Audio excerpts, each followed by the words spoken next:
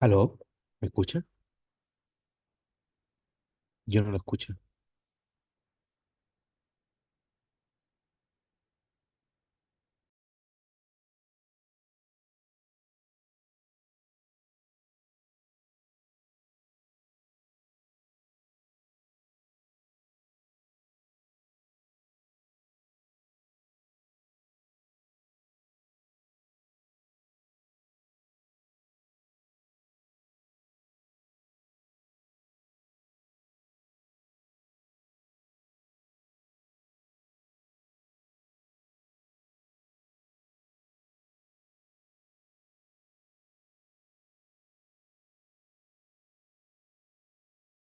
¿Aló? ¿Usted me escucha o no?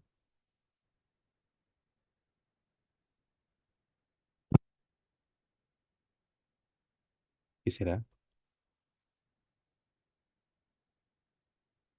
Gracias. Ahí sí, ahí sí. Sí, ahí tú también te escuchas. Bueno, gracias, porque también te escuchar. Sí, sí, sí, no me daba cuenta. Qué raro que no me lo pone al principio, pero ahora lo vemos. Entonces, está hablando que tenemos frente en sistemas estables, con lo que es el sistema general. Hablamos que si dibujamos el potencial con función de U, dije los frentes eran así, y la fórmula explícita de cómo, entonces nos mostraba que la velocidad era de la forma B igual a la diferencia de energía partida por la integral entre medio infinito a más infinito, o en el dominio de integración, de la solución frente, ok, integrada con respecto a la variable en el sistema comóvil al cuadrado. Entonces habíamos visto eso y lo primero que había visto es que entonces uno aprendía que si uno graficaba la velocidad, entonces como función de algún parámetro, por supuesto, uno se imagina cualquier parámetro, llamemos epsilon, por ejemplo, y lo que dije era que había un punto muy particular donde la velocidad del frente se hacía cero, que es el punto que llamamos de Maxwell. En este caso, o sea, uno grafica en el eje vertical la velocidad y uno puede darse cuenta que hay un punto donde la velocidad es cero y este punto acá lo llamamos punto de Maxwell.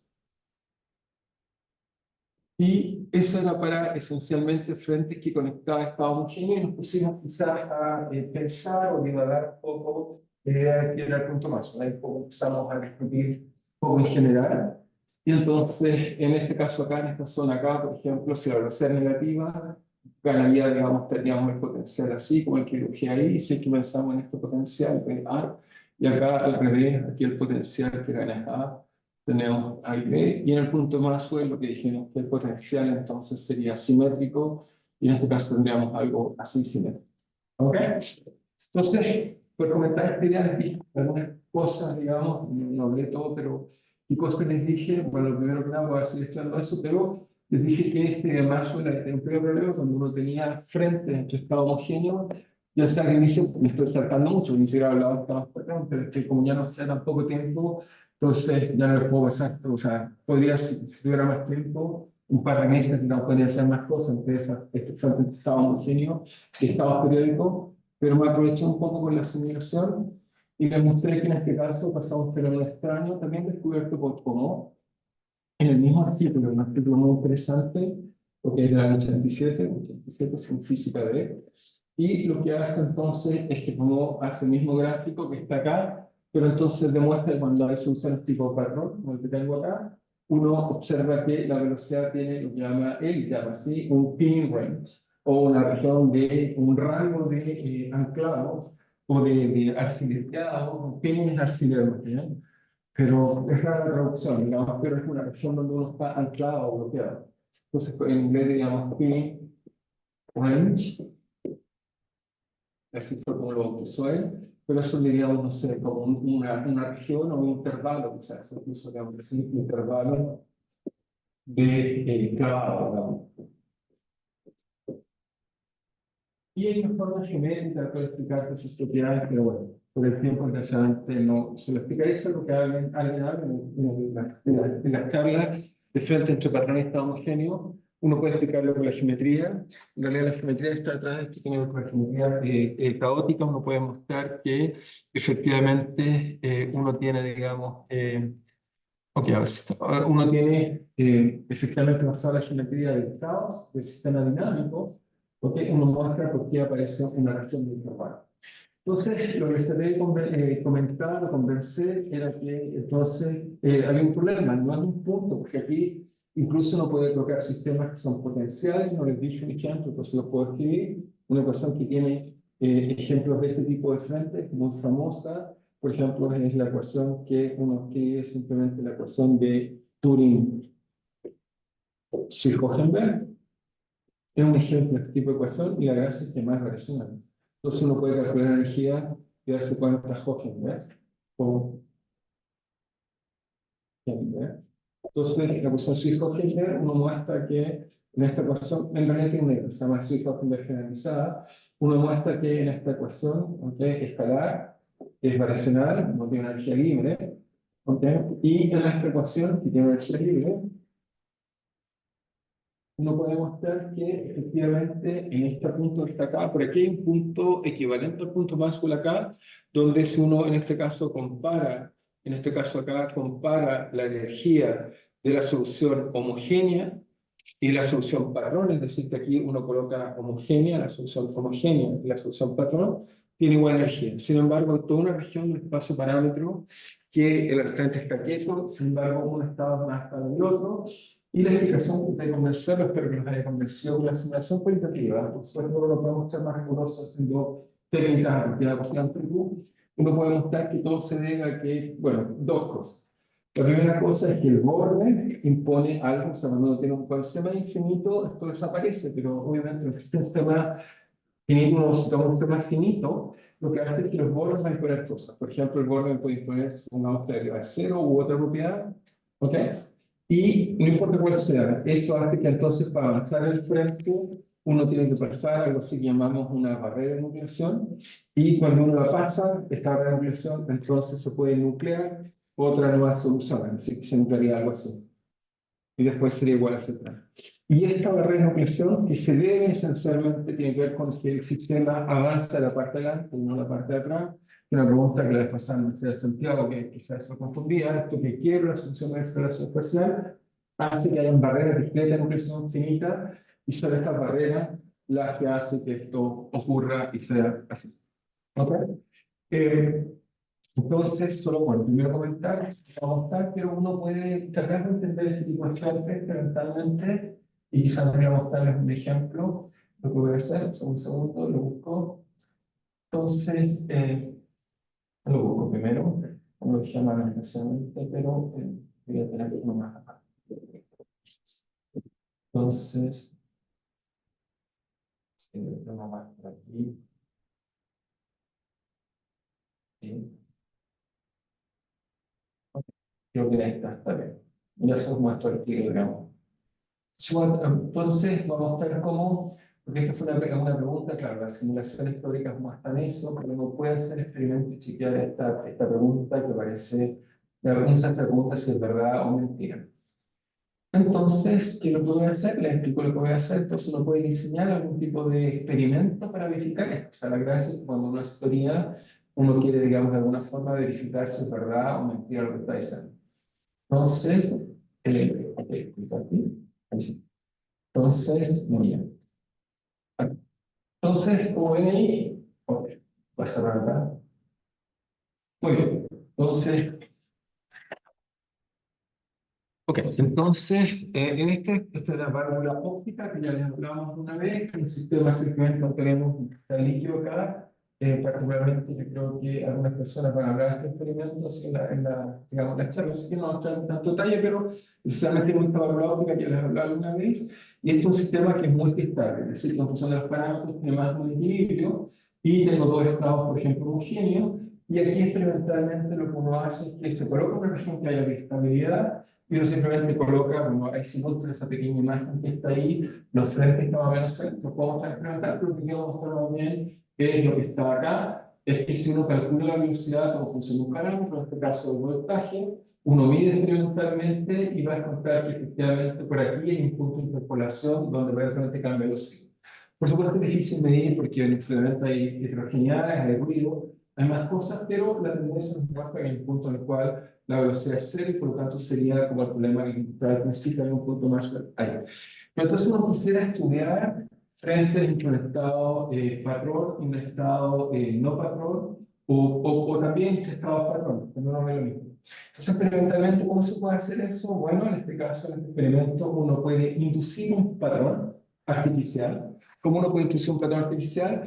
Es que simplemente uno puede iluminar el sistema de forma modular especialmente y crear con eso patrones que no sean perfectamente periódicos, porque acá tengo, bueno, una imagen, acá está, por ejemplo, y este esforzamiento periódico hace que en vez de que ahora hay una línea recta y llegue aquí y pase acá, entonces aquí como ven el patrón se ve modulado, de hecho cuando se propaga, bueno, aquí hay un corte de lo que se ve experimentalmente, hay imperfecciones por supuesto, pero vemos la parte de arriba que hay una modulación y la parte de abajo también hay una modulación. En realidad estos son dos frentes periódicos conectados, pero la propiedad es esencialmente la misma. Lo importante es que al menos uno de ellos tenga una longitud. Y como tiene una longitud de onda, lo que pasa entonces es que aparece esta región de pinning, en la cual el sistema no se propaga. De hecho, en esta región, si uno calcula, por ejemplo, en las velocidades muy cerca de estos puntos que están acá, uno se puede dar cuenta que se va propagando eso. Esto es experimental. El sistema avanza un poco, avanza otro poco, avanza otro poco, y va haciendo este tipo de dinámica que está acá abajo. Pero lo importante es que uno puede verificar efectivamente que existe este pinning.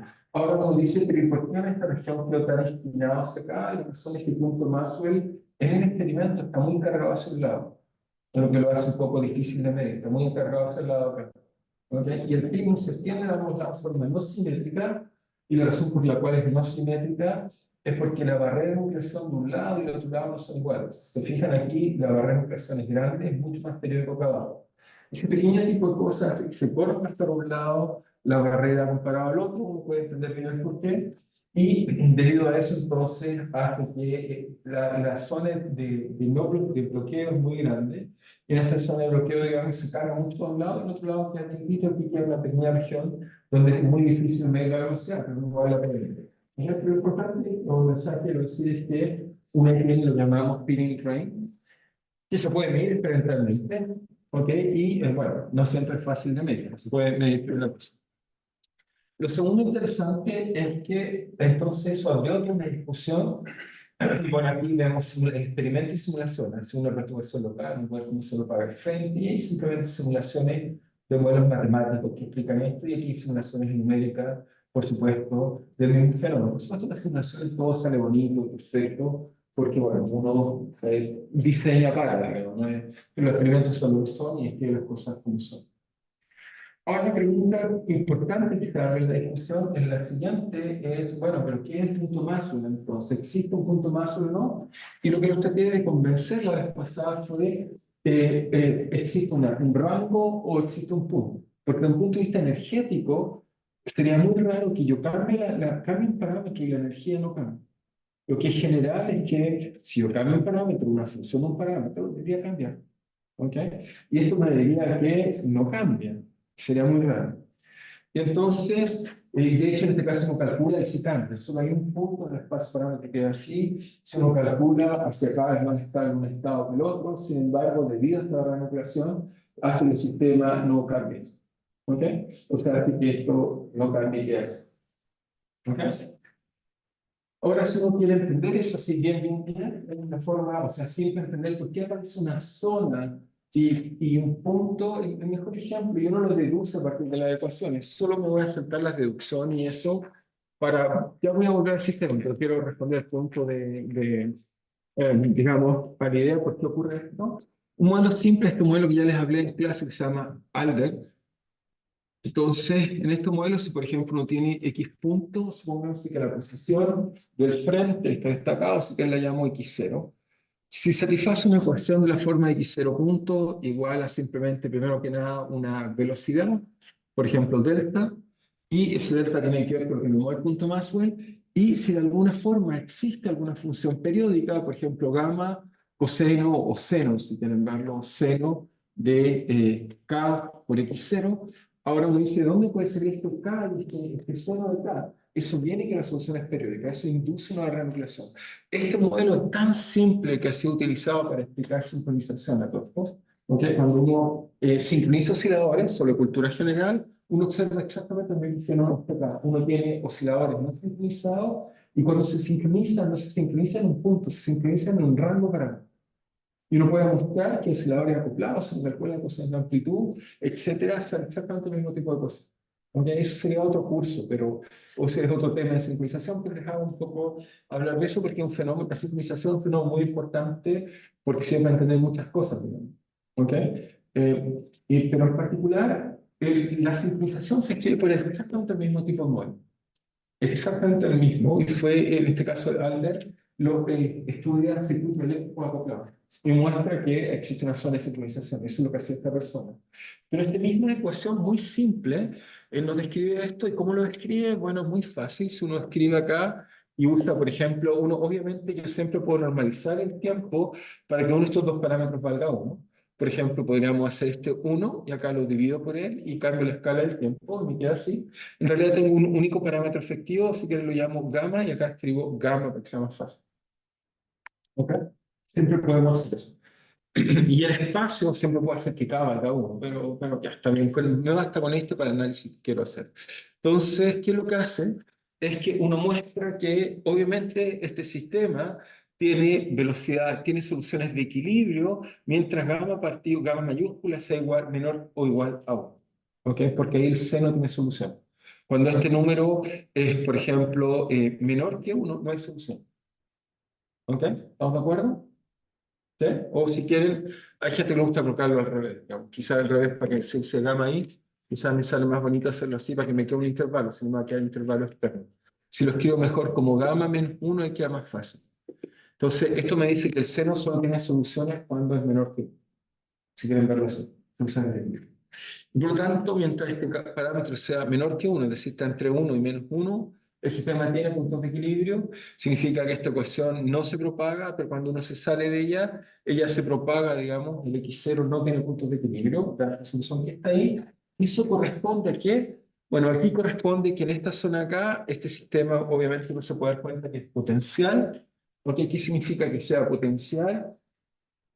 Significa que yo lo puedo escribir como la derivada de un potencial, donde ese potencial simplemente se escribe 0 punto igual a menos de b a de x0. ¿Y este b cuál es? Bueno, algo que me dé eso, así que tiene que ser menos gamma por x0, y para que me dé acá un seno, tiene que ser un coseno. ¿Ok? Y coseno de k x0, obviamente me queda uno partido por k, cosa cuando lo derivo hay el k, y para que me dé el menos, tiene que ser en este caso, la derivada del coseno es menos, así que me da directo, así que me queda más. ¿Ok? ¿Está bien? Y entonces la gracia que tiene eso es que si grafico el potencial, lo grafico acá, entonces en esta zona de acá, la solución, el potencial es esencialmente así. Si uno lo grafica, aquí crece así, para gamma muy grande. Acá el potencial, justo aquí está perfectamente horizontal. Un poco acá, bueno, aquí lo voy a dejar mejor con más cuidado, voy a hacer. Aquí, en esta zona de acá, el potencial tiene puntos de equilibrio, así que me quedo atrapado en puntos de equilibrio. Acá se da vuelta, así que el potencial tiene puntos de equilibrio, y hacia acá el potencial no tiene puntos de equilibrio. Y esto me explica que si tomamos un potencial tipo de, esto tiene un nombre, el nombre clásico se llama, donde tiene un nombre, este potencial se llama, donde W de x0 se llama potencial de tabla elevada. Potencial de tabla a lavar. ¿Y por qué tabla a lavar? Este potencial se llama así porque obviamente si uno se recuerda cómo eran esas, digamos, típicas tablas para lavar, en unos rodillos, que uno nos colocaba, digamos, en alguna madera así. Y entonces típicamente, no sé, típicas películas, sobre todo en la época de la fiebre del oro, uno ve como la gente, digamos, limpiaba los rodillos, etcétera, en este tipo de tablas. ¿Ok? Simplemente, y ese tipo de tabla, si uno lo mira de lado, un potencial así, por supuesto, cuando lo coloco muy vertical, se cae la partícula, si la coloco en un cierto ángulo se queda y se va a quedar en un rango finito y después pasa por otro lado. ¿Okay? Exactamente la misma analogía simple. Así que el potencial de Elder, si uno lo quiere ver, es un problema de un oscilador sobreamortiguado en un potencial de tabla lado. ¿Ok? ¿Qué está graficando ahí? ¿Cuál es el equilibrio? Acá, bueno, no dije acá, aquí en negro dibujé la velocidad. O sea, si colocas acá x0 puntos, aquí hay puros puntos de equilibrio. En esa zona hay velocidad. ¿Ok? Y después lo que tiene es que si, obviamente uno dice, pero la velocidad cuando se propaga haciendo saltos. En una tabla de la base, de acuerdo, si coloco esto, si se está propagando el centro del potencial, así que esto va más rápido, más lento, más rápido, más lento. ¿Ok? Obviamente esta es la velocidad promedio. ¿Ok? Y cuando tú, solo para completar más tu pregunta un poco mejor, es que si miras acá, entonces vuelvo a colocar lo que teníamos acá, te miras acá, entonces fíjate que eso me dice, y acá lo ves incluso experimentalmente, o sea, lo que estábamos viendo antes, cuando se propaga, ves ese potencial. Son esas pequeñas oscilaciones que vemos ahí, corresponde a que cuando se va avanzando, la posición siente un potencial periódico y va saltando. ¿Ok? Y obviamente no puede cambiar los parámetros del sistema. Y lo que cambiamos es el forzamiento de la luz, la modulamos con distintas longitudes de onda, y eso nos permite ver distintas oscilaciones. ¿Ok? Solo para ilustrar el mismo fenómeno. ¿Ok? Bueno, ahí también se le ha ilustrado claramente. Entonces, lo que ves acá es la velocidad promedio. Tienes esas rayitas que están ahí, y obviamente tienes barras de error. ¿Ok? Además, uno puede mostrar, esta cuestión es trivial, que si uno vuelve a hacer la ecuación, solo por comentar un poco más, digamos, desgraciadamente, cuando es algo que alguien hable de frente entre estados periódicos homogéneos, nos calculará todo eso, y alguien habla de eso. ¿Ok? Pero en esos casos, digamos, en una cosa entretenida que uno puede decir es que uno espera que haya puntos especiales acá, y llamamos puntos de pin, donde uno pasa a estar parado, o si quieren, dijimos delante, clavado, a desclavado. ¿Ok? Un punto en el cual uno tiene, no sé, como que los zapatos así pegados a algo, y uno se saca los clavos y uno puede caminar. ¿Ok? Y esto uno puede mostrar que lo que ocurre acá, que lo ve acá trivialmente, es justo el momento que uno pasa a tener un potencial que no tiene extremo, a un potencial donde aparece un máximo y un mínimo. ¿Ok? Y ese máximo y mínimo que van a pasar por aquí, entonces aparece a través de un mecanismo que llamamos silla node o saddle node en inglés. Entonces ahí ocurre en esta que llamamos saddle node. Y la gracia que tienen los saddle node, voy a comentar un poco porque después voy a hablar un poco más de saddle node, es que, o si quieren nodo silla, diríamos en español, nodo silla. ¿Ok? La gracia de un nodo silla es que la dinámica en torno a un nodo silla va como raíz cuadrada. ¿Ok? La dinámica que se mueve va como raíz cuadrada de t. ¿Ok? Y esa raíz cuadrada de t es la que se expresa aquí, y uno va a descubrir que esto va como raíz cuadrada de esta bifurcación. ¿Ok? Eso predice la teoría de un potencial así. Y lo entretenido es que si uno mira experimentalmente, en este caso el potencial que les estoy hablando acá, nos verifica experimentalmente que eso es correcto. O sea, que sí tiene sentido esto de que hay, no, esas curvas que ven ahí en rojo son exactamente raíz cuadrada, lo que muestra que en el punto silla hay. ¿Ok? Obviamente no estoy con él, porque hacia acá arriba no está bien, no está bien, tiene que ser acá. Acá también le queda una raíz cuadrada, pero no se alcanza a ver porque hay muy poquito espacio parando, luego es difícil de ver. ¿Ok? Pero uno sí verifica que hay un punto, un silla aquí. ¿Ok? Espero que lo hecho.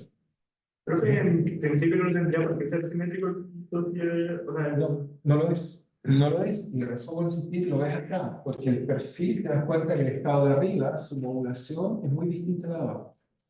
¿Ok? Esa es la explicación matemática. Ahora, en el modelo que no te he hablado, también uno puede incluir eso. ¿Cómo lo incluye en el modelo? En el modelo matemático del problema. En el modelo simplificado hasta acá. Lo que hace es que uno coloca un forzamiento periódico que depende de la amplitud. Aquí la amplitud es phi, y fíjate, este término es phi. Por lo tanto, si tienes dos estados que conectan dos phi distintos, entonces el phi que sea más grande tiene más modulación. No sé si lo puse acá, pero déjame ver si puse alguna imagen. Aquí ves de ese modelo, pero verías que se carga más por un lado que por otro lado. ¿Ok? De todas maneras, tengo simulación de eso si tú quieres, ¿verdad? Bueno, hay cálculo ahí de velocidad, cálculo analítico, de mostrar que una raíz cuadrada, eso. Calcular, eso que está ahí es resolver la ecuación de Albert en forma, digamos, promedio. No puedo calcular y estar ese resultado analítico. ¿Ok? Yo supongo que Laura nos voy a hablar, supongo, en su presentación. Pero, ¿ok? El otro fenómeno que tiene pin, tiene clavado, y, o ¿cómo se llama? Clavado y desclavado. ¿Ok? No sé si está la mejor traducción, ¿no? Pero bueno, es una traducción. Muy bien. Entonces, tenemos este saddle node y eso nos explica esta raíz cuadrada. Pero la pregunta es que aún no resuelve una pregunta. ¿Qué es el punto Maxwell? ¿Hay punto Maxwell o no? Porque uno diría, hay una región de Mini y la observación experimental nos dice que sí, hay una región de clavado. Tenemos que mostrar entonces qué es el punto Maxwell, qué lo defino y qué voy a llamar punto Maxwell. Pues entonces, punto Maxwell, al principio se lo definí como aquel punto del espacio parámetros donde la velocidad del frente es cero. Pero aquí escribo que hay una región del espacio parámetro donde es cero. Entonces, ya no es punto Maxwell, sino un intervalo donde la velocidad hace eso. Entonces, lo que les dije que la buena respuesta, la respuesta correcta, es que hay que agregarle una perturbación la más general posible. Cuando uno hace eso, el problema se resuelve. ¿Cómo se resuelve? En ese caso es que, por ejemplo, el modelo que está acá, si uno además le agrega ruido, el ruido ayuda a resolver el problema. ¿Por qué? Porque el ruido, en un problema cualquiera, si es que hay un estado más favorable, el ruido, queramos o no, nos va a llevar siempre al estado más favorable y salirse del estado más favorable, el ruido también lo permite, pero el tiempo de salirse puede ser muchísimo, muchísimo más grande que el tiempo de salir. ¿Okay?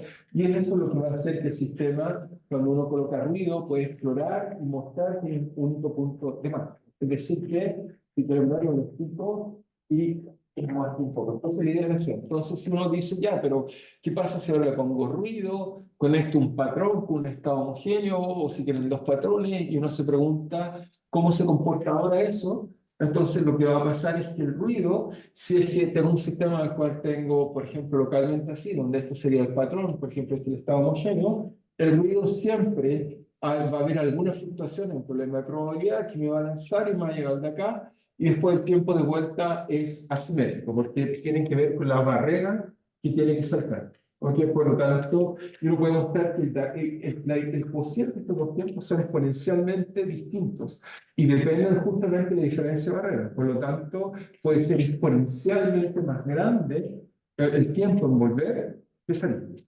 ¿Okay? Por eso muchas veces uno coloca ruido y uno siempre ve el mismo y uno no ve el sistema de vuelta. ¿Okay? Rara vez se vuelve casi irreversible la descripción del sistema, uno casi no ve el mínimo para el otro lado. Entonces, ¿qué significa esto? Bueno, se los muestro qué significa, para una cosa, simplemente donde uno puede chequear, si uno le coloca ruido, que es lo que descubre, cuando descubre algunas cosas que se las comenté, se las dije, pero quizás no con la misma intensidad, o sea, un poco mejor. Eso lo voy a abrir un poco más, ¿no? Okay. Entonces, uno puede mostrar, acá está, ¿no? Okay. Esta es una figura acá, no muy buena, digamos, quizás debe ser las primeras simulaciones hechas por el profesor Frank. Ya no hace tantas simulaciones, pero al menos hizo algunas interesantes en su época más joven, digamos. Okay. Y entonces, ¿qué fue lo que hizo, digamos? Va a ser lo siguiente, cuando carga. Acá. Entonces, en este caso acá está en un problema que conecta frente con estados homogéneos. Aquí está el potencial de Elder, que uno deriva a partir de la cuantificación de estudiar Swift-Hohenberg, ¿ok? Y uno muestra que el sistema sin ruido, el frente estático, cuando le coloca ruido, el frente avanza y en otra región del frente se encoge, ¿ok? Y lo interesante es que uno puede mostrar que entonces, bueno, en este caso se trata de mostrar si el ruido induce propagación. Pero lo interesante es que uno se va a la región de Pi, acá está, ahí está sin ruidos, son cuadrados, y con ruidos son estas imágenes que ahí se ven más bien con barras de error triangulares. Lo que uno detecta es que, ok, la curva se acerca, pero no hay un picking range. Lo que hay es una pequeña región y existe un único punto en el espacio parámetro donde la velocidad es cero en promedio, que es el punto más. ¿Okay? Esa curva que es nueva, que nos muestra, mientras está ahí, van a ver la curva, me la voy a repetir acá, nos dice que cambiando algún parámetro, cualquiera sea, entonces uno dice tengo pi entre el patrón y el estado homogéneo, supongamos que aquí está el punto de Maxwell, tal como está ahí, uno puede mostrar que cuando uno le coloca ruido a este tipo de frente, entonces hacen algo así. Y efectivamente existe un único punto en el espacio de parámetros, existe un único punto donde efectivamente la velocidad es cero. Esto es cuando hay ruido. ¿Ok? Entonces, en la práctica uno dice, ah, ya, pero entonces es fácil, todos los experimentos tienen ruido, por lo tanto encontrar un único punto. El problema es que hacer muchas ejemplos. En la práctica, por ejemplo, si la barrera es muy grande, se demora mucho tiempo, de hecho las barras de error pueden ser muy, muy grandes. Efectivamente hay uno solo, la teoría es correcta, pero el problema es medir es difícil. ¿Ok? Y como vieron, incluso en la simulación, la curva está muy apegada al cero. Por lo tanto, es muy, muy difícil medir, digamos. o sea, en el experimento, en la simulación no me esperan, ¿no? Y aumenta el ruido. Pero efectivamente el sistema tiene un único punto más. Y esta es la verdadera respuesta. O sea, uno se pregunta si coloco ruido o no ruido, cuál es el punto de equilibrio. Entonces, vamos a escribir. Entonces, observación. Entonces, que lo diríamos que el frente, entonces, o sea, digamos, el intervalo de clavado, intervalo de clavado. Entonces, la gráfica de intervalo de clavado es presencia de ruido, desaparece.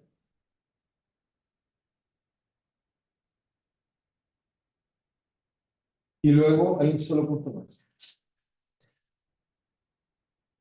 Hay un único punto más. Entonces, ¿cuál es la moraleja de todo lo que estoy discutiendo? Es que en realidad lo que uno viene a decir es que efectivamente existe un único punto más, en lo que es intuitivo. Sin embargo, debido a sobre todo este tipo de barreras de presión o cosas así, pueden aparecer intervalos, pero una vez que uno explora con la perturbación más general posible, que es el ruido, uno también descubre que efectivamente hay un único punto donde se está ahí. Ahora, el problema es que si el ruido es pequeño, uno va a detectar un intervalo completo. Siempre se va a quedar ahí por una cosa de tiempo experimental. ¿Ok? Entonces uno diría que el P rate no existe, la respuesta es que en presencia de ruido no existe, pero la práctica requiere tanto tiempo, al igual como no importa qué partícula, de acuerdo con un sistema, digamos, bien estable, no solo preguntar si es un sistema bien estable, por ejemplo así, no debo preguntar si yo alguna partícula acá y le coloco ruido, la pregunta es, ¿se va a salir de ahí si yo coloco ruido? La respuesta es sí. Pero el tiempo que puede tomar eso puede ser tan grande comparado a mi tiempo de observación y la práctica uno cree que es tan. ¿Okay? Y viceversa, uno se espera mucho, esto salta y llega abajo y uno dice, llega el mínimo, me queda el mínimo paciente. No, la teoría estocástica dice que siempre hay un tiempo de que esto se va a devolver y va a subir. ¿Okay? Que es algo así como irreversibilidad. Uno no se va al mínimo, sino que uno sale del mínimo y sube la energía. Ahora, esto solo se observa en los tiempos no muy grandes. Y entonces la práctica, lo que vemos, lo que enseña la física usual, en tiempos razonables, que por observación es que uno se va al mínimo, pero rara vez se devuelve. Rara vez se devuelve por situaciones frías. ¿Okay? Pero en teoría, un problema de qué? Y un problema ya no puede volver. ¿Ok? ¿Está claro? ¿Ok? No es un problema de que haya una propiedad que me impida para siempre. Muy bien, con eso entonces creo que terminamos un poco la discusión de puntos de Maxwell que la vez pasada que se nos alcanzó a terminar. Entonces, ahora que vamos a discutir, voy a discutir algunas cosas de algunas propiedades universales a partir de la fórmula común. Entonces, propiedades universales, ¿qué significa esto? Propiedades universales. Entonces, uno se pregunta, ok, por ahora, ok, sabemos que entonces con esta fórmula de velocidad entre estados homogéneos existe un punto Maxwell donde la velocidad es cero y uno se pregunta si esas curvas tienen alguna universalidad, algo que sea común para cualquier problema que quiera estudiar. Y la respuesta es que vamos a ver que hay dos universalidades. ¿Cuáles son las dos universalidades que hay? En realidad, si tengo un sistema así, supongamos que el sistema es biestable, supongamos que tengo acá uno y acá, por ejemplo, viene otro y llega hasta acá y aquí desaparece, vamos a ver que hay dos curvas universales. Una que es que en torno al punto Maxwell uno puede mostrar que es genérico que la velocidad crece linealmente. Eso vamos a sacar a fórmula común. Eso nos va a juntar que siempre en torno al punto Maxwell la velocidad debe ser lineal. ¿Okay? Eso es casi como decir, bueno, si tengo un punto y cerca una recta, entonces tengo que preguntarme cómo es su desarrollo de Taylor, a grosso modo, pero me muestra que es lineal. Y lo que es interesante es que en torno al punto de desaparición de la biestabilidad, que aquí correspondería aquí y acá, uno puede mostrar que hay otra ley universal, y la otra ley universal lo que nos va a decir que estas curvas aquí van como raíz cuadrada del parámetro de bifurcación, de esta bifurcación, por supuesto. O sea, más cerca este punto está acá, y entonces esto, la velocidad, vamos a ver que va como una raíz cuadrada de ese punto de bifurcación, por supuesto, más una velocidad de referencia. Y aquí también, por supuesto, aquí desaparece. Entonces tengo dos universalidades. Una vez que llego al borde, hago raíz cuadrada, y otra que es en el centro, la línea. ¿Ok? ¿Está claro? Ahora se los demuestro que van a ser las dos cosas que podemos aprender a partir de esta fórmula que está acá. O sea, aprendo que la diferencia de energía pilotea todo, pero además puedo de aquí, de esta fórmula que parece un poco extraña, poder de aquí desenmascarar también algún tipo de propiedades universales que están escondidas en esta fórmula. ¿Ok? Veamos cómo entender estas dos y qué podemos hacer. Entonces, muy bien. Entonces partamos con la primera, que es la parte lineal. Entonces, para hacer eso, me voy a aprovechar de hacer algo, porque después me va a servir para estudiar la interacción después del fenómeno. Entonces, lo primero es que voy a hacer en algún modelo simple, explicar por qué es lineal, y de ahí lo explico universal. Entonces, un modelo simple, para entender un modelo simple, tomamos un modelo simple de biestabilidad. Entonces, el modelo simple, bueno, podemos tomar estos varios modelos que hemos estado estudiando, pero un modelo simple es simplemente tomar lo que llamamos una bifurcación imperfecta. Eso tiene eta más epsilon u menos un q más un Laplaciano. ¿Ok? Entonces, el sistema tiene la gracia que cuando eta es cero, entonces u es igual a menos u, y también en este caso tenemos que el equilibrio de la ecuación es más o menos raíz de epsilon. Y por lo tanto, cuando eta es cero, el sistema justo un potencial biestable simétrico. ¿Ok? Y por lo tanto, uno espera que es simétrico, y por lo tanto, justo para eta igual a cero, estamos en el punto Maxwell. Entonces, lo que voy a hacer, punto Maxwell, es que voy a tratar de calcular lo que más pueda, hacer que este ejemplo simple en el punto Maxwell, donde vamos a calcular cosas, y mostrar que esto justo está ahí. ¿Ok? Obviamente, puedo también después jugar con los parámetros y buscar el punto donde ocurre el saddle node, y cuando ocurre el saddle node, tratar de encontrar la otra ley. ¿Ok? Voy a tratar de hacer esas dos cosas de una vez. Entonces, veamos primero con respecto al punto Maxwell. Entonces, nos paramos en el punto Maxwell y después lo capturamos. Entonces, en el punto Maxwell, ¿qué propiedades interesantes tenemos? En el punto de Maxwell tenemos varias propiedades interesantes. La primera propiedad interesante que tenemos es que, bueno, primero que nada el sistema ya tiene simetría U a menos U, y lo que entretenido entonces la ecuación se escribe simplemente dtu igual a epsilon U menos U cubo más dx dx dxu. Bueno, lo primero es que como está un punto más, pues el sistema tiene que tener paredes que se propagan con velocidad cero y conecta, o sea, no se propaga, es solo por jugar que se propaga, y conecta el estado raíz de epsilon por epsilon. Ok, veamos que no se usa. Entonces el sistema, bueno, este modelo también tiene varios nombres, pero primero, ok, empiezan a agotar los nombres, pero primero vamos a hacer razón y después le escribo un nombre a este modelo. Entonces, ya sé, o sea, justo en este caso, este modelo tiene un nombre un poquito más popular, que puede encontrar muchos contextos. Entonces, lo primero que hay que decir es, entonces, el sistema tiene una solución no propagativa o inmóvil, es una solución inmóvil que conecta los equilibrios. Ahora, esta solución inmóvil es muy famosa por muchas razones. Primero es que cuando este modelo tiene inercia, en vez de tener disipación, en vez de ser solo amortiguado, tiene solo d a dt de u igual a lo mismo, tiene un nombre muy famoso, se llama Φ4. Modelo Φ4, ¿por qué? Bueno, la gente primero que lo escribía con Φ en vez de u, y es muy famoso porque cuando uno quería campos clásicos, ¿ok? Este es el modelo más simple que tiene soluciones que conecta equilibrios. Los equilibrios típicamente en ese contexto se les llama instantáneos en la teoría de campos clásicas. ¿Ok? Son ecuaciones típicamente primero hamiltonianas, extendidas, y este modelo muy usado, se usa en muchos contextos, los sistemas magnéticos, pero casi muchos sistemas que sean biestables, pero conservativos, el caso disipativo. En nuestro caso, esta ecuación, me gusta a mí llamarla analogía, pero se busca en teoría de libros, digamos, de teoría de campos, van a ver que teoría de campos no cuántico, porque la mayor parte de los libros se dividen en dos partes. Los libros de teoría clásica de campos, los libros de teoría cuántica de campos, y algunos libros que tienen los dos capítulos. ¿Ok? Y entonces lo que uno hace es que todo lo que venden de mecánica cuántica, lo hace uno lo extiende para campo y hace cosas así, y es como el modelo es como básico para entender cosas interesantes. Y entonces en este caso, a este tipo de modelo lo llamamos Phi 4 disipativo. Phi 4 disipativo. Y Phi, no sé por qué, lo llaman Phi en realidad. ¿Ok?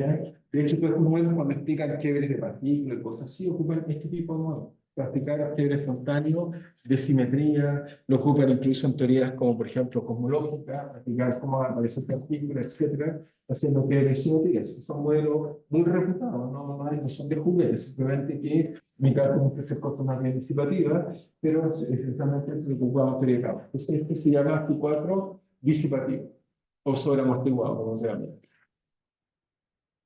o sobreamortiguado. Entonces, la solución frente es muy conocida, en este caso acá, y en esos casos le llaman, ya dije, instantones, o sea, tenemos soluciones que conectan un equilibrio con otro equilibrio, en este caso, bueno, si se le llama instantones, en algunos contextos, en otros contextos se les llama King, por ejemplo, son magnéticos, ¿ok? Conectan dos estados simétricos, o si quieren, algunos se llaman también paredes. ¿Por qué? Porque son una solución que conecta dos estados simétricos. ¿Por qué? ¿Por qué es simétrico? Porque si yo aplico la transformada de simetría S, que toma U y lo toma, digamos, S, ¿qué es lo que hace S? Toma U, le aplico S y lo transforma en menos U. Esa simetría de la reflexión hace que si tomo raíz de epsilon, lo transforme en menos raíz de epsilon. Entonces, conecto dos dominios simétricos. En el caso magnético, conectar spin up con spin down, por ejemplo, y uno tiene soluciones para arriba o para abajo, por el contexto, uno puede hacerlo distinto. Por ejemplo, el caso de la más disipativo, en caso de paredes de Ising de los cristales líquidos, uno conecta dos orientaciones simétricas. Energéticamente son completamente iguales, porque las ecuaciones son invariantes bajo la simetría de reflexión U menos. ¿Ok? Entonces, tenemos estas paredes y lo entretenido es que esta ecuación tiene una solución analítica, que se la escribo y la chequeamos rápidamente de solución y con la cual puedo calcular cosas analíticas que voy a hacer. Entonces, ¿cuál es la solución tipo King? En este caso, el participativo. Entonces, veamos que o mostremos, simplemente es más rápido que integrar y calcular, mostremos que la solución U de, en este caso, x, t igual a raíz de epsilon, ¿ok? Por, en este caso, tangente hiperbólica de raíz de epsilon medios de x menos x0 es solución de la ecuación. ¿Ok? Veamos que es solución de la ecuación. ¿Sí?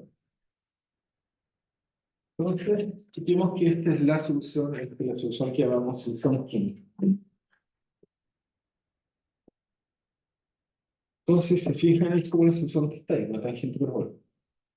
¿Ok? Entonces, veamos cómo esta solución. Entonces, para checar esto lo podemos hacer, digamos, por sustitución.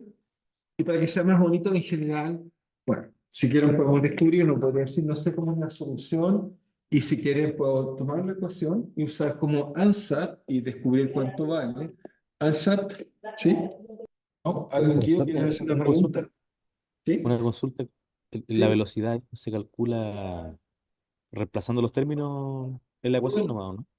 lo voy a calcular, pero en este caso la velocidad es cero, porque es estático. Ah, ya. En este caso, pero después voy a colocar eta, voy a romper la simetría o menos u, y ahí se va a romper. ¿Ok? Pero primero lo hago estático.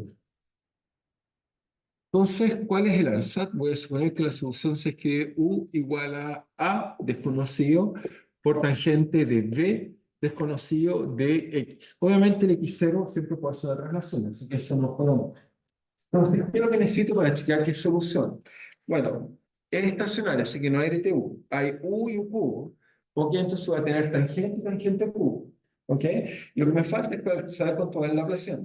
Para calcular la Laplaciano, lo que hago es que entonces calculo dxu y eso es A por la derivada de la tangente. Entonces, la derivada de la tangente, si se recuerdan, se funciona así, la derivada de la tangente es así, es una cosa localizada. Entonces no se acuerda, es algo así como secante cuadrado de b por x, y si lo derivo se le va a hacer un b.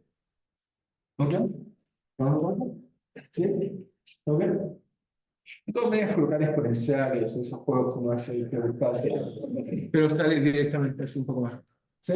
Y la derivada de la tangente de la secante cuadrado, que es la segunda derivada que necesito calcular, un poco más, obviamente voy a calcular con respecto a b, a x, así que va a ser un b cuadrado, a, y acá me queda la derivada de la secante. La derivada de la secante, por supuesto, es dos veces, la derivada de la secante cuadrada es dos veces la derivada de la secante, y la derivada de la secante es secante por tangente, así que me tiro un cuadrado acá, me pone tangente y el signo es menos. Veamos por qué es menos, es porque si esto es así, la derivada de esto puede ser localizado, aquí es negativo y aquí es positivo, es decir, que la derivada debería ser algo así que es así, aquí es negativo, después positivo, se hace cero justo por aquí, y hace algo así, más o menos. ¿Sí? Y eso es, ¿qué es eso? Algo así es como una secante tangente. ¿Ok? Pero con el signo para abajo, así que eso va un menos acá. ¿Sí? Y si no volvemos a nuestro curso, cada vez nos recordamos de la vida. Yo creo que no recordar los signos rápido. ¿Sí? Algo quizás no tan relacionado, pero me acuerdo cuando habló de las paredes de Eisen. ¿Sí? Me acuerdo que en otro curso vimos que esas soluciones tenían como una protección topológica, o sea, Bien, necesita mucha energía para matarlas. Sí. La tiene, la ¿Eso tiene. pasa con toda solución tipo frente? Todos los frentes en una división tienen protección topológica. Todos. Y en dos dimensiones, No. Porque la dimensión te cambia la topología. En dos dimensiones, para ser topológico, requiere un campo complejo. Se hace dos variables. ¿Ok? Con uno ya no es topológico. ¿Ok? Empieza a pierde el tipo de entero. ¿Ok? Depende de la dimensión del problema, pero efectivamente son topológicos. Y solo para responder mejor tu pregunta, tiene que ver con esto. Tiene que ver que si yo tengo una solución tipo frente, supongo que está así, ¿cómo la estudio? La forma continua. Y la única forma que la puedo escribir es que o la hago chocar con un antifrente o un frente con la carga opuesta, que significa derivada distinta, es la carga topológica. Ese, cuando colisiona con ese, no me queda más solución, o me queda la solución homogénea. O la otra posibilidad es que tome la solución y la lleve hasta infinito y ahí la saco. Son las únicas formas de eliminar esa solución, forma continua. Estas son topológicas así con las manos. Okay, o sea que para destruirla, es otra forma, si quieres verlo así, es como yo elimino los ceros de una solución. O lo hago colisionar con otro cero, que es otro frente, porque tiene que ser solución. O lo llevo hasta infinito y entonces tomé el cero y lo arrastré hasta infinito, o menos infinitos. ¿Ok? Por eso es topológico. Y todos los frentes tienen esa propiedad, así que todos son topológicos. ¿Ok? Muy bien. Entonces, veamos que, entonces, y sacar las derivadas, reemplacemos y veamos cómo podemos jugar con eso. Entonces, colocamos acá y colocamos una ecuación en el caso que tenemos simetría 1 menos Q y veamos qué podemos decir del sistema.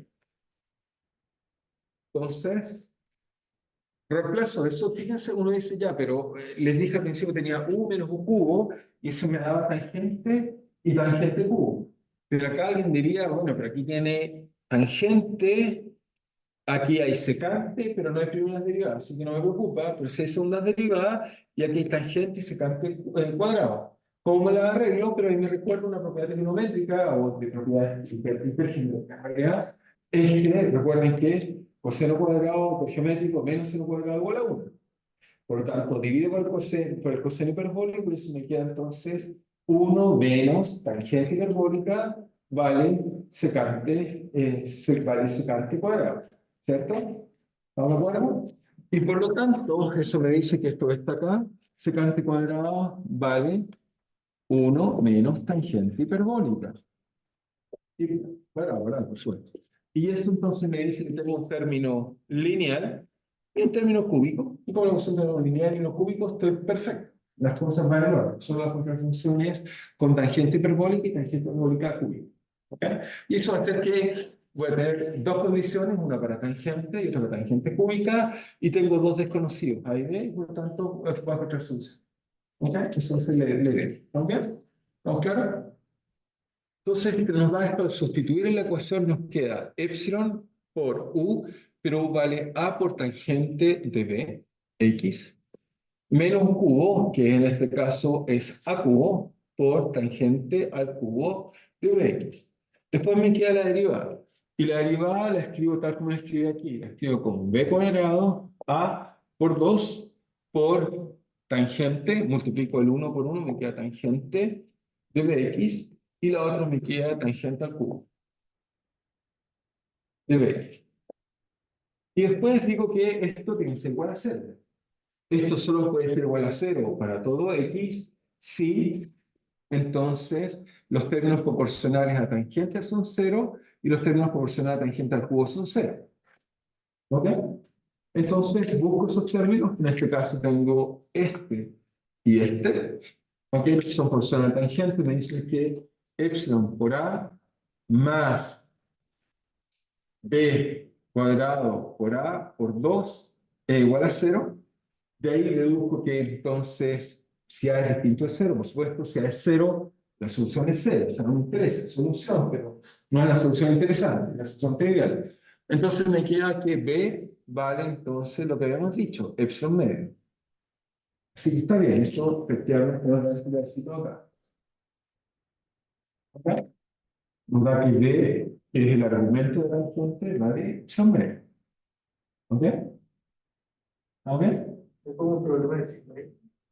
A ver, ¿me equivoqué en el signo yo? Sí, le hemos equivocado en un signo de A4 y un menos acá. No lo puse acá. Se me olvidó enfatizarlo también. Ahí, ahí. Ahí corregimos ese error. ¿Sí? Y después tenemos el otro, entonces, que nos queda más, nos queda tangente al cubo, y tangente al cubo que nos da, nos queda entonces que entonces nos da este de acá, el resto, nos da eso, y esto que nos dice entonces que tenemos, por un lado, tenemos menos, si le saco menos a al cubo, más b cuadrado por 2 por a, igual a 0, ¿cierto? Y b por 2 b al cuadrado por 2 vale epsilon, así que eso vale epsilon. Y nos queda una acá, sacamos una acá, y nos queda cuadrado, entonces nos queda que a, entonces no le queda más que posibilidad de que a valga lo que ya sabíamos, que era raíz de x. Y ahí está la solución. Entonces, efectivamente, mostramos que la solución es una solución. ¿Ok? Obviamente la podemos calcular de una forma más tradicional. ¿Cuál sería la forma más tradicional? Haber escrito la ecuación tipo Newton y encontrar la heteroclina que conecta los puntos de equilibrio. Pero hay que calcular más, integrar, sacar variables, y es un poco más de calcular, que se puede calcular así. Y lo otro que me gusta de este tipo de ideas es que muchas veces cuando uno tiene frente, uno trata de buscar ansas, porque muchas veces esas ecuaciones tipo Newton son muy difíciles, porque son, a veces más de una, etcétera. Y uno lo que trata de explorar es encontrar ansas para la solución, típicamente son funciones por tangente a la n, y uno juega con parámetros propiamente, y con buena astucia uno encuentra solución. ¿Ok? Es un método no sistemático, pero bastante eficiente para encontrar solución. ¿Ok? Cuando se quiere, no se supone. Obviamente este diecito se puede integrar de otra forma, pero ya tengo una solución. Entonces, ahora como tengo una solución, lo que voy a hacer ahora es responder la pregunta que me hizo Guido con internet, es que ¿por qué no tengo velocidad? Obviamente, en este caso simétrico, no debe haber velocidad, pero ahora voy a equilibrar la simetría, y al quebrar la simetría, entonces, el sistema obviamente tiene que viajar. ¿Ok? Entonces, entonces vamos a quebrar la simetría, entonces vamos a incluir, en este caso, eta. Al incluir eta, rompemos inmediatamente la simetría u en menos u, ya no es solución. ¿Ok? Y eso lo que hace, por supuesto, hace varias cosas. Lo primero que hace es que el potencial ante el asimétrico, una vez que lo coloco, rompe la simetría. Por lo tanto, un estado más favorable que el otro. Por lo tanto, eso hace que, en este caso, por ejemplo, si esta vale menos de epsilon, y esto es epsilon, y este es el potencial, y esto es u, entonces en este caso haría que esto se propague así, por ejemplo. O si lo conecto al revés sería conectarlo así, ok, siempre gana el que está abajo, en este caso, si es que el potencial hace. ¿Ya? Entonces, lo haría no. Entonces, ¿cómo hacemos esto? Obviamente lo que quiero hacer es para incluir un eta, pero voy a hacer un poco, les dije que quería mostrar la universalidad. Si la universalidad vamos a considerar es que me paro cerca del punto máximo. Cerca de él. Y ahí hago un poco de teoría perturbativa. Entonces, cerca del punto máximo.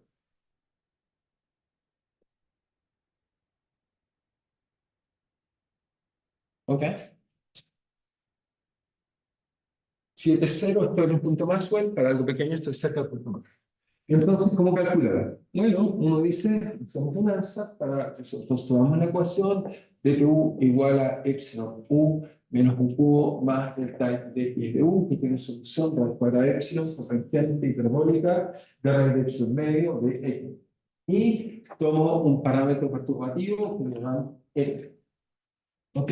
Entonces lo que hago, bueno, fácil, hacemos el answer o un answer natural, es que cuando yo veo la cosa en negro, conozco la solución.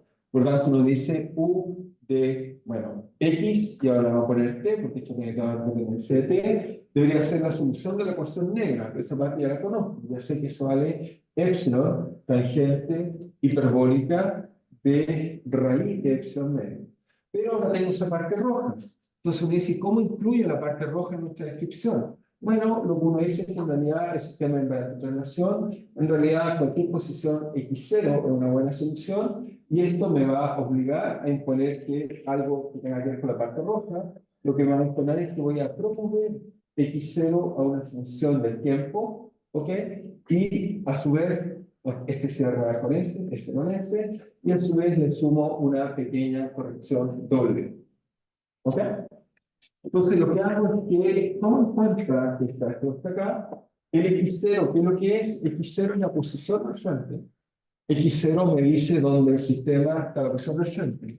Matemáticamente, en este caso, es muy fácil de definir. Matemáticamente, corresponde el x0 al punto donde la derivada es máxima. ¿Ok? Entonces, si quieren, la posición del frente, la posición del frente, x0, que ahora es una función de t, la propiedad de función de t, corresponde al punto de máxima variación del frente.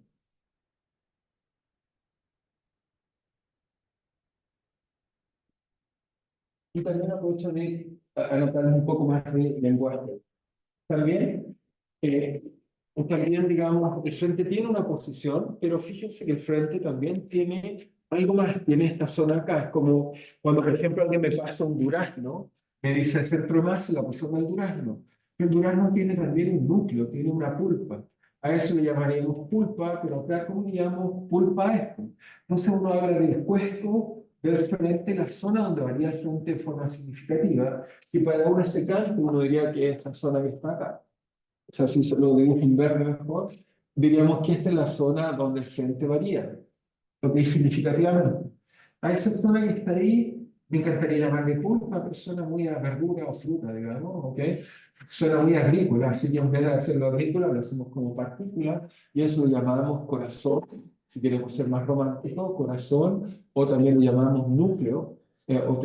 También la forma de llamarlo, o gente lo usa llamarlo núcleo, en inglés le llama, digamos, core. Cuerpo, ¿ok? El cuerpo, en este caso, es una estructura, ¿ok? ¿Estamos de acuerdo? Entonces voy a escribir el cuerpo, o sea, tengo la posición del frente corresponde al punto máxima derivada, que también voy a introducir la idea de cuerpo o corazón, ¿ok?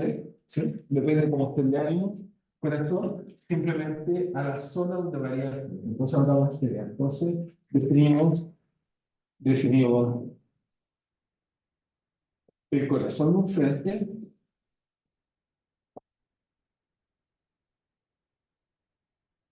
como la zona de variación relevante. De variación relevante. En este caso, como conocemos la solución analíticamente, una tangente va a variar, esencialmente una tangente hiperbólica son simplemente coeficientes exponenciales. Por lo tanto, las exponenciales solo varían cuando el argumento es de orden 1. Después, cuando es mucho más grande que 1, eso se va a hacer. ¿Ok? O es constante. Por lo tanto, me dice que el corazón de este frente, si alguien me pregunta, ¿y cuál es la talla? ¿Cuál es el tamaño del corazón de tu frente? En este caso yo diría L es de orden de raíz de epsilon medio.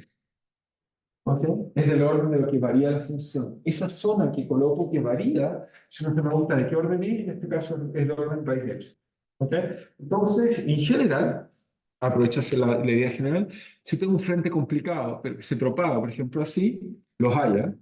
De hecho, bueno, un pronto Belén seguramente nos va a hablar otros días de lo que ella estudia, que son frentes entre ondas, ¿ok?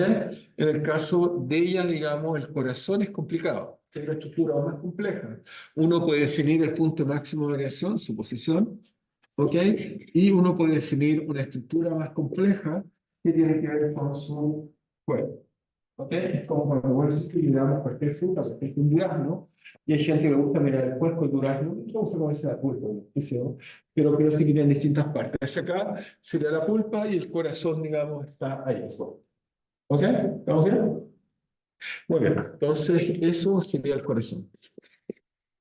Corazón, corazón, corazón y posición. Muy bien. Entonces, ahora aquí lo que hice fue que en presencia de ETA, lo que estoy haciendo es que voy a promover la posición del frente como la primera que se afecta. Y uno se puede preguntar por qué esto tiene sentido desde un punto de vista matemático. La razón es la siguiente. El corazón, entonces, ¿por qué descansa? ¿Por qué? Voy a estar explicando un poco más profundamente por qué descansa. ¿Por qué descansa? Bueno, la primera explicación de por qué descansa es que, bueno, la solución no tiene muchos parámetros, tiene solo dos, epsilon y xc, ¿ok? No tengo más parámetros en la ecuación. Epsilon es un parámetro de la ecuación. X0 es la posición del frente que tiene que ver con la condición inicial, o de la pared en este caso. X0 tiene una gracia, me dice en realidad que la solución que le escribe aquí en realidad es una solución tramposa. Tiene X de t, pero en realidad es una solución continua de soluciones parametrizadas por X0. ¿Ok? Parametrizadas por X0. Es decir, que, si quieren verlo, en realidad el sistema es mucho más profundo de lo que estamos discutiendo. Vamos a discutir un poco la profundidad del tipo de soluciones que tenemos ahí. Lo que nos está diciendo es que, fíjense, de todas las soluciones que tenemos, en realidad, yo puedo escribir la solución king o, si quieren, pared en x1 de x de t, puedo escribir u de x2 de x de t, y uno dice, pero ¿cuál es la diferencia entre una y otra? Una está, si quieren, su posición aquí, ¿ok? Hay otra que su posición está más allá. ¿Ok? Eso lo estoy diciendo, en una x1 está aquí y x2 está acá. ¿Ok? En términos, aquí lo podemos mostrar que hay una familia continua.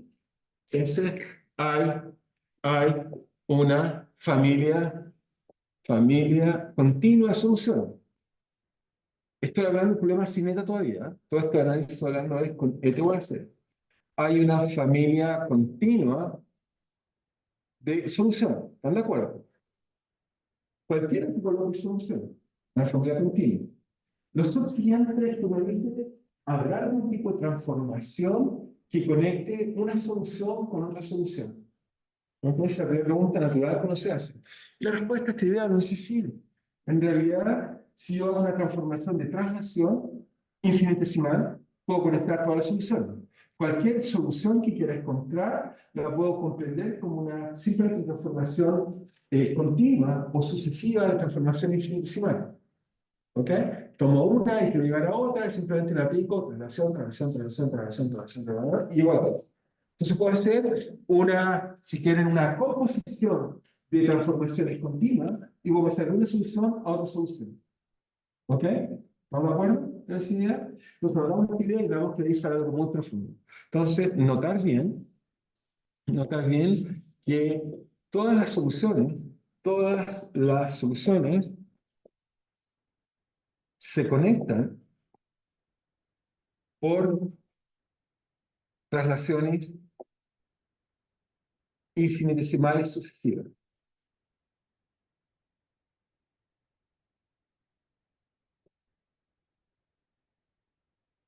¿Y por qué hablo de idea infinitesimal? Bueno, es una idea porque uno piensa que las transformaciones continuas que se pueden hacer, siempre se pueden hacer más bien como transformación infinitesimal. ¿Ok? Es la forma correcta de pensarla. Y detrás de eso, uno se puede preguntar si estas transformaciones tienen alguna propiedad interesante. ¿Ok? Entonces, y vamos a ver que la propiedad interesante es que es un grupo de ¿ok? Es un grupo continuo, y va a ser eso lo que me va a permitir que va a explicar por qué este balance es correcto. Entonces, voy a explicarle un poco más profundamente en este ejemplo por qué es un grupo de Lie y por qué lo que estamos haciendo es muy importante que sea un modo de Goldstone de este grupo de Lie o de técnicas pensando que es una cosa que se llama modo de Goldstone. Entonces, voy a explicar un poco más profundamente las matemáticas por detrás de esta expresión. Entonces, ¿y cuál es la matemática que está acá? Entonces, lo que estoy diciendo es que si quieren tener una solución U de x, t, por ejemplo, piensen que está en x0, ¿por qué no? ¿Ok? Y yo me pregunto si hago una transformación. La transformación que estoy haciendo es si quieren aplicarle un S que agarro y esto lo traslado, si quieren un delta o si quieren un x1, tal que la nueva solución es simplemente la solución en x0 más x1. Esa transformación está haciendo. Ahora, obviamente uno puede pensar que x1 es infinitesimal, pero x0 no es infinitesimal. También lo puedo empezar como algo continuo que es más fácil de pensar. Lo único que estoy haciendo es que a esto, si quieren, al grupo de Lie, o me gusta colocar algo así, le estoy aplicando una transformación tal que tomo la solución que está en x0 y la transformo en la misma solución que la trasladada en x1. ¿Okay? ¿Qué es lo que estoy diciendo de forma muy abstracta? Que acá tengo la solución, si quieren verlo así, raíz de epsilon, tangente hiperbólica de raíz de epsilon medio, evaluado en dónde, en x menos x0, y ahora lo que estoy haciendo es que esta solución de acá, la escribo en otro color, para no confundirnos, lo que hago es que la operación que estoy haciendo es transformar esa solución en la solución tangente hiperbólica raíz de epsilon medio, pero ahora está en x menos x0 menos x1. ¿Ok? Y la operación S lo que hace es agarrar la solución y trasladarla a un sólido rígido en un desplazamiento x1. ¿Ok? Esa es la operación que estamos haciendo. Esa transformación continua. ¿Ok? Entonces, ¿dónde si quieren verlo así? Es decir, S de x1 es una traslación continua en x1. ¿Ok? ¿Estamos de acuerdo? Y la gracia es que esta transformación uno se va a volver a aumentar si, por ejemplo, son conmutativas, si existe un elemento neutro, uno puede crear una cosa que se llama un grupo continuo. ¿Ok? Y en matemáticas tenemos un grupo continuo, tiene un nombre, se llama un grupo de Lie. ¿Ok? Entonces veamos que esto, por supuesto, forma esta transformación forma un grupo de, forma un grupo de Lie. Yo sé que en estos últimos quizás 30 años, ¿sí? Los grupos han perdido, digamos, publicidad, digamos. Antes, cuando alguien era físico, no podía imaginarse un físico sin haber pasado por un curso de teoría de grupos. Porque hoy en día, la mayor parte de la gente ni siquiera tiene tipo de grupos de Lie o grupos, teoría de grupos, como parte de su formación. Pero si buscan más hacia el pasado, van a ver que está lleno de cursos de teoría de grupos para físicos, sobre todo aplicados a grupos continuos, grupos aplicados a simetría, para entender materia sobre todo condensada, etcétera, etcétera. Pero hoy en día cada vez más, esto no debería explicarlo, pero desgraciadamente hoy en día ya en la formación básica un físico no aparece teoría de grupos. En algún momento era como la gran promesa que me iba a ayudar a explicar muchas cosas, y bueno, incluso promesa, pero no una gran promesa. Un poco parte de ello. Entonces, la teoría de grupo, que nos decía, solamente algunos que hagan mecánica cuántica, que a veces nos hace un poco de teoría de grupo en algunos aspectos, pero hay algunos cursos de mecánica cuántica que se hacen teoría de grupo. Bueno, supongo que depende un poco cómo sea el profesor que les haga el curso, ¿no? Pero es un grupo de Lie en el sentido que uno dice, efectivamente, uno primero puede mostrar que uno puede hacer operaciones asociativas, es decir, si tomo x1 y lo compongo además con x2 y esto aplico un u, esto por supuesto va a ser igual que aplicar x2 menos x1. Esta es la propiedad más rara de todas, entre comillas, porque inmediatamente digo que es conmutativo. ¿Ok? Es decir, que obviamente tiene que ver con la operación sumar. Lo puedo sumar antes o después y me queda que eso llamamos computatividad. Yo sé que es como la última propiedad no la veo un grupo de estos, porque uno diría que un grupo de abelianas, pero bueno, no es.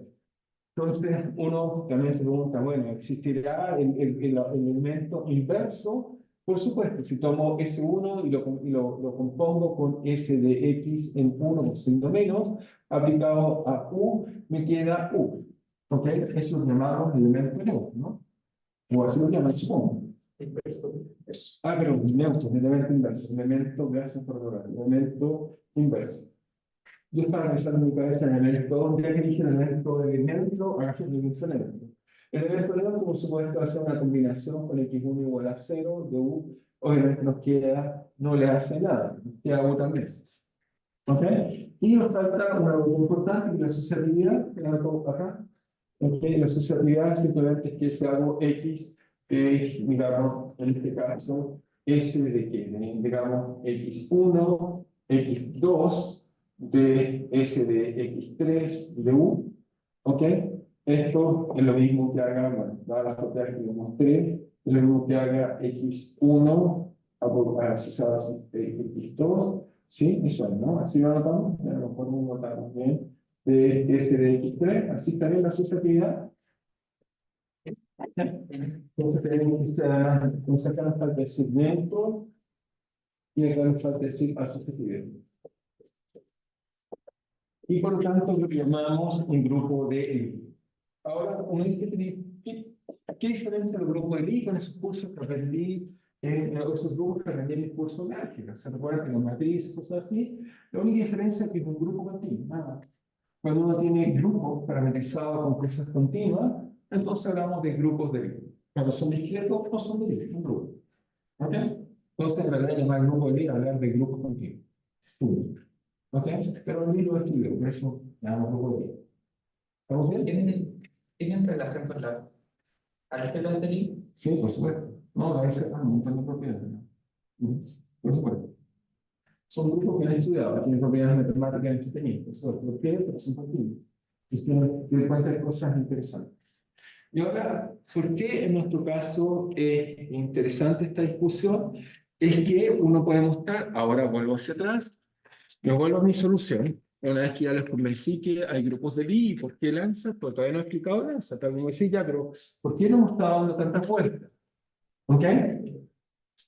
La razón de esta es que me está dando vuelta es que cuando uno tiene soluciones que tienen una transformación continua, o si quieren verlo asociado a un grupo de Lie, entonces eso quiere decir que yo parto de una solución en solución. ¿Ok? ¿Y qué significado tiene eso? Entonces estoy diciendo que tengo una solución en el espacio tal que al moverla, ese es el buen libro. Eso me parece bien. Qué bueno. Entonces, eso quiere decir que creo que ese es el buen libro. Ok, creo que encontraste muy bien. Ok. No llegó. Pero ahí, qué bueno. Bueno, eso quiere decir que uno tiene una solución, uno dice, pasa una solución, pero estoy haciendo una transformación continua. Por lo tanto, en general, cuando uno tiene una solución y uno la perturba, ¿qué es lo que espera? Que crezca o decrezca. ¿Sí? Entonces, pero esto me dice que hay una transformación sobre la solución y queda solución. ¿Ok? Por lo tanto, no puede ni crecer ni empezar. ¿Ok? ¿Qué significa eso desde un punto de vista de teoría lineal? Significa que el sistema o esta solución que tengo, sea un análisis espectral, tiene que tener un valor propio de cero. ¿Ok? ¿Por qué? Porque hay una perturbación tal que no crece ni decrece. ¿Ok? Porque yo tengo una solución, la perturbo y la solución no crece ni decrece y paso a ser otra solución. Por lo tanto, en el espacio funcional, hay que pensar en el espacio funcional, y en el espacio funcional tengo una dirección en la cual no se atrae ni se repele. ¿Ok? Queda una resolución. ¿Ok? Eso matemáticamente significa que, de un punto de vista como perturbación, desde un punto de vista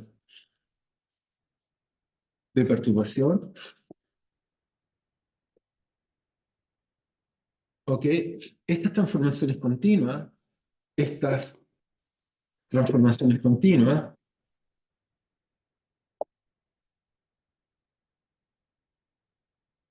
un punto de vista de perturbación, transformaciones continuas, pasan de solución en solución. Pasan de solución en solución, y luego el sistema no crece ni crece. ¿Ok? Entonces, ¿qué significa esto? Dos cosas. Significa que, de un punto de vista espectral, espectro, esta solución, cuando la estudia, o sea, si la toma la solución quinta cada hora, la perturbo una perturbación general, le calculo el espectro, al calcular sí o sí tengo que descontar un valor propio en el origen. ¿Ok? Porque si tengo una solución por acá, significa que hay soluciones que las perturbo y crecen exponencialmente. Si encuentro que hay valores propios por acá, entonces significa que hay perturbaciones que decrecen. Pero esta no crece ni crece. Pasa de solución en solución. ¿Ok? Eso es lo que estoy diciendo. Por lo tanto, me dice varias cosas. Me dice que asociado al grupo de Lie, porque pasa de solución en solución, tiene que haber un valor propio en cero. ¿Ok? Eso sí o sí. No me dice si es positivo o negativo. Lo único que me dice es que tiene que haber una perturbación tal que no crece ni decrece. No hace nada, linealmente. ¿Ok? Entonces me dice que está ese cero. Pero me dice algo más profundo todavía. Ya voy a eso. Entonces me dice que hay un cero. Entonces, de un punto de vista espectral, entonces espectralmente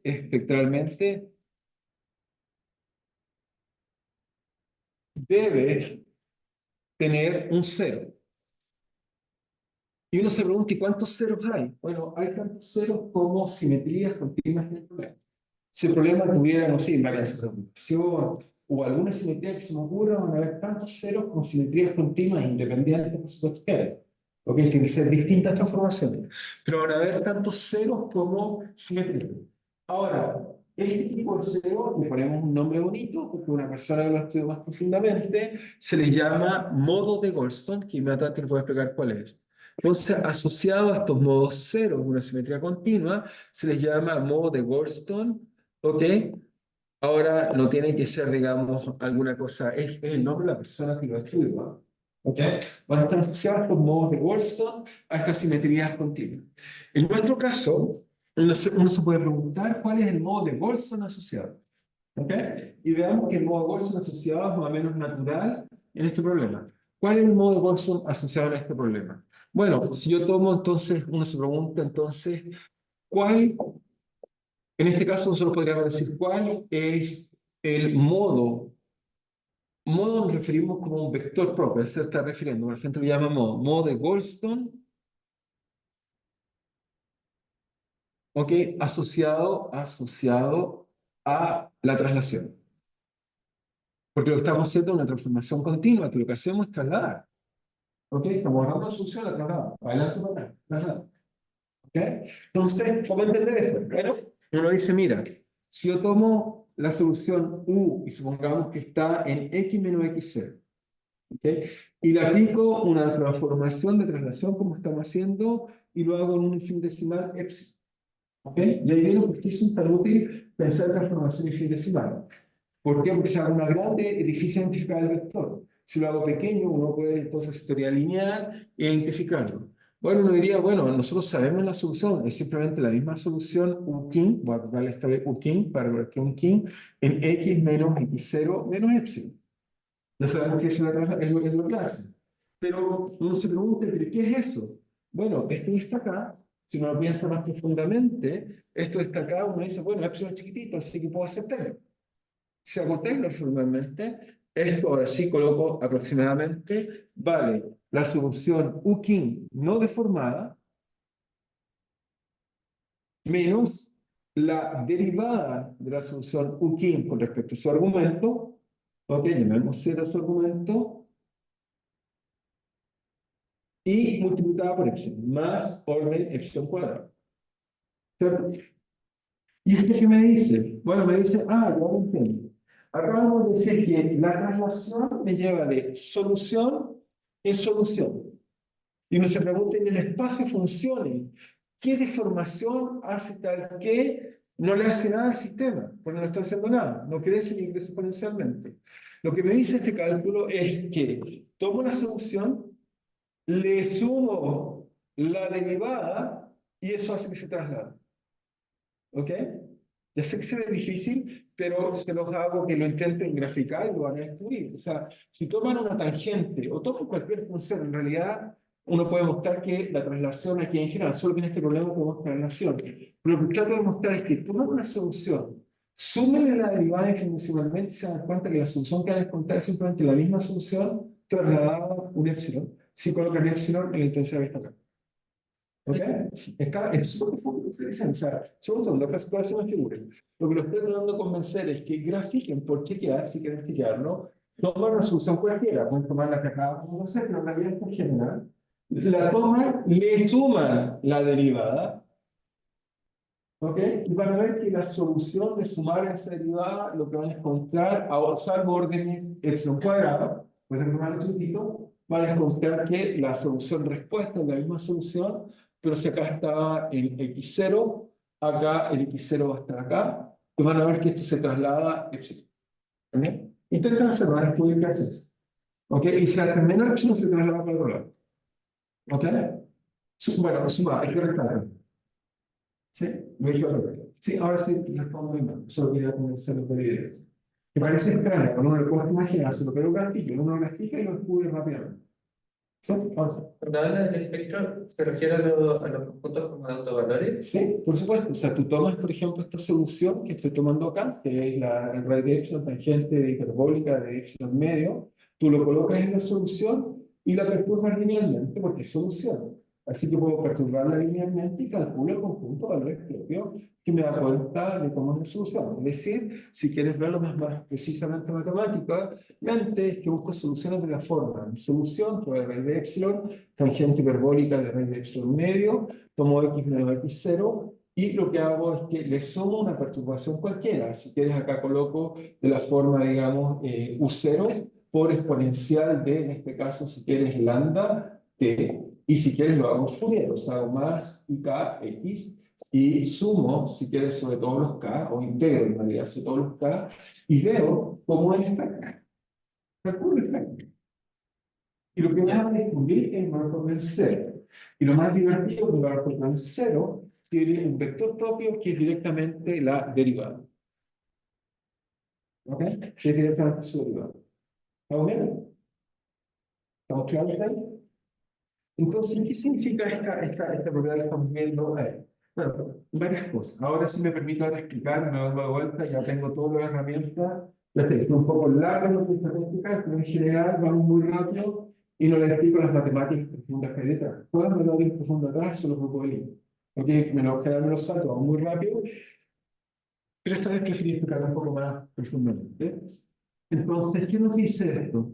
Nos dice en realidad que, y ahora vuelvo a mi answer, cuando yo perturbo la ecuación, ¿qué es lo que pasa? O sea, ahora volvamos a hacer la ecuación ya se trata. Hasta aquí, el sistema, todo lo que hablé es el sistema no perturbado. Ese tiene el grupo Y. ¿Ok? Obviamente, el sistema perturbado también tiene esta simetría, pero todo lo que le hablé aquí fue pensando en la solución que conocíamos de él. De hecho, después no tiene soluciones estacionarias, solo tiene soluciones propagativas. ¿Ok? Y esa va a ser el grupo de Lie, pero por ahora, todo lo que el análisis le dice acá son soluciones estacionarias. Entonces, lo que voy a hacer ahora es que vuelvo al problema acá y ahora trato de entender mi answer profundamente usando la teoría del grupo de Lie para entender qué lo que hice. Entonces, lo que hice fue que tomé esto que está acá, encontré una solución que son continuas, por lo tanto, usa el grupo de Lie para estudiar soluciones y lo que hice fue que perturbé la ecuación. Entonces, ¿qué es lo que voy a hacer? Lo que hice en realidad fue, mira, tengo soluciones y las soluciones que tenía era la forma, digamos, si quieren, bueno, raíz de epsilon, bueno, además que usamos tangente hiperbólica de raíz de epsilon medio de x menos x0. Entonces, lo que hice fue en realidad que cuando tengo un espectro como el que está acá, porque en realidad si calcula el espectro, esta solución es estable, la podemos ver numéricamente, si uno calcula el espectro tiene muchos valores propios, pero solo tiene uno, en lo que llamamos la variedad central. La variedad central son aquellos modos que están cerca del eje, en este caso imaginario. En este caso está pegado al origen, pero este es un concepto más general que llamamos variedad central. Eso porque va a generar después matemáticamente ecuaciones, digamos, para una variedad. Pero bueno, no voy a entrar en ese detalle, es una variedad central. Entonces, la gracia es que cuando yo perturbo una ecuación, uno puede mostrar que, ¿qué es lo más peligroso? Los valores propios se mueven, las soluciones se mueven, ¿cierto? ¿Están de acuerdo? Si perturbo un sistema, se mueven los modos, cosas así, pero este que es estable se va a mover un poquito para acá y no pasa nada. Sigue estable. Los peligrosos son los que están en la variable central. Si este se me mueve para atrás, no hay problema, sigue estable. Pero si se me llega a mover hacia acá, entramos en problema, porque crece exponencialmente. Por eso la variable central es muy importante. Uno trata de buscar la dinámica de los valores o de las variables peligrosas o de los modos peligrosos del sistema que pueden adquirir dinámica. Y en este caso, el único que puede adquirir dinámica es la posición que está asociada a la invariancia de traslación. Entonces, por eso, cuando vengo acá y coloco XT, y la razón profunda por qué lo coloco acá y coloco una corrección, es porque la posición del King, como es invariante de traslación, es el único que cuando perturbe la ecuación puede adquirir dinámica. Los otros, que están por atrás, van a amortiguarse exponencialmente. Cualquiera, si tuviera, por ejemplo, alguien que dice, sí, pero tengo un problema que tiene unos por acá. Esos son peligrosos, se podría hacer una bifurcación de off, hay que colocarle dinámica, hay que escribir la ecuación. Pero en este problema, el único que es peligroso es el que está acá por simetría, en este caso, de traslación. Y por esto, a ese es el que le voy a calcular una ecuación. ¿Sí? Entonces, va a ser a ese al que le vamos a calcular dinámica. Ok, creo que ya estamos casi en la hora y ya lo echaron esta vez. Bueno, lo que vamos a hacer, digamos, es simplemente calcular la función para él, pero trato de decirles también para explicar profundamente por qué le damos dinámica a qué variable y a cuál le damos dinámica. Ok, ahora sumar y se traslada perfectamente. Sí, pero es que, porque tú hiciste la transformación, estás tomando corrección, acción cuadrada. Sí. Se hace como 10 veces más chico. A ver, sí, sí. Bueno, es raro. Pero lo raro es que puedes colocar cualquier función, cualquiera, que yo coloqué para tangente, coloca cualquier función, súmale la derivada y te das cuenta que la respuesta, la solución está nada. Está bien. Cualquiera. No estoy pensando en este caso en cualquiera. ¿Ok? Así es. Así es. Muy bien, no sé si hay alguna pregunta más o en casa, ¿estamos bien? ¿Por acá también? Sí, se entiende, se entiende. Muy bien. Teoría de Bueno, grupos. muy bien, teoría de grupos de Lie, no hay problema. Sí. Yo tengo una duda. Si solo el X0 puede adquirir dinámica, Sí. ¿por qué sumamos el W también? Ojo, porque porque si solo cae el X0, estaría diciendo que la solución exactamente es tangente hiperbólica, que es un problema no lineal, no es solución. Lo que pasa es que estas cosas acá van a ser las correcciones del sistema. Van a ser chiquititas comparadas a la solución. Pero como es un problema no lineal, la solución también se te deforma un poquito. Cuando viaja. ¿Okay? Es decir, que la solución viajera no es tangente hiperbólica. La solución viajera, la parte principal es la tangente hiperbólica, más una pequeña corrección. Mientras más pequeño el eta, más pequeña la corrección. ¿Ya? Para darle como tolerancia. No es tolerancia, para encontrar cómo es la solución. Porque la solución no es tangente. Porque con el eta que voy a colocar, la solución no son estas, sino borraría y diría la solución es esta y la calculo, pero no es solución. Lo que es solución es que esto se mueva y vamos a ver que la velocidad constante más a lo pequeño que lo puedo calcular. ¿Ok? Es eso lo que es solución. Y eso lo calculo en forma como C. ¿Ok? Voy a para el primer término, segundo término. ¿Ok? Pero no es solución, pero eso hay que colocar el W. ¿Ok?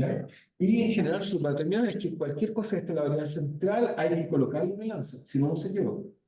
Por eso el espectro lineal es importante descubrirlo bien y también entender si hay simetría. Todas las simetrías son inmediatamente cosas que no en cuenta. Y tratar de tener dinámica en la variación. ¿Ok? Muy bien. Entonces nos quedamos hasta el próximo martes y seguimos avanzando, o sea, bueno, cuando podamos, mientras ustedes preparan para olvidarse sus charlas. ¿Ok? De ir avanzando eso. ¿Ok? Bueno, nos dejamos hasta. Nos vemos.